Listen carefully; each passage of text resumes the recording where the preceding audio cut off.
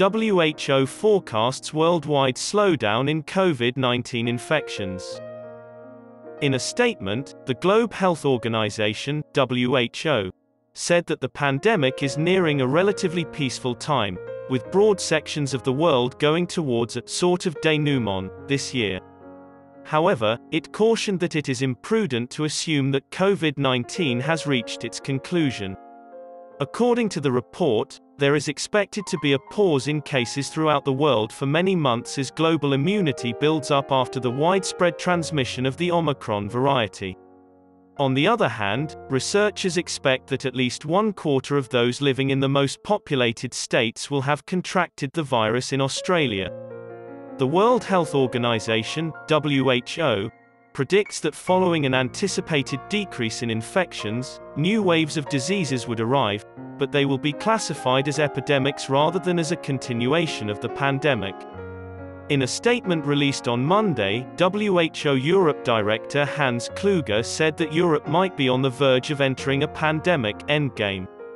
He predicted that Omicron may infect 60% of Europeans by March, but that when the wave passed, there would be widespread immunity for weeks or months, either via vaccinations or infection. However, the director of the WHO cautioned that the circumstances are still favorable for the emergence of further variations and that it is risky to presume that Omicron is the last version. Tedros Adhanom Ghebreyesus, the Director General of the World Health Organization, has said that the most dangerous phase of the epidemic might still be over by the end of the year provided certain critical objectives are fulfilled. There are several possible outcomes for the pandemic and the acute phase.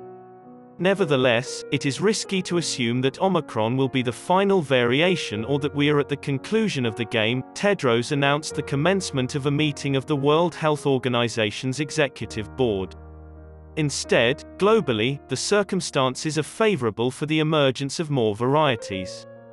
The WHO hopes to vaccinate 70% of the population of each nation by the middle of the year, with a focus on those most at risk, and enhancing testing and sequencing rates to follow the virus and its new variations more carefully, according to Dr. Kulit.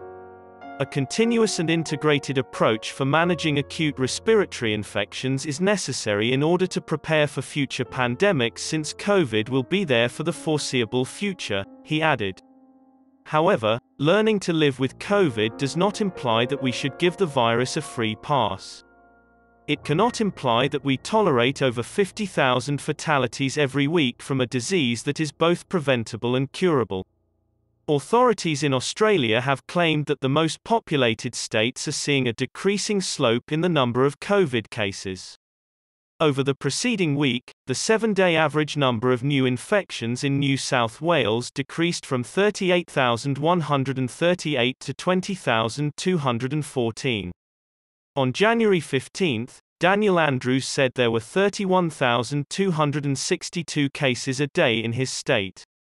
On January 21, there were 16,929 cases a day, down from 31,262 the day before. The number of COVID hospital admissions in the 4 Australian states with the strongest Omicron waves has continued to reduce or stabilise more than a week after peaking.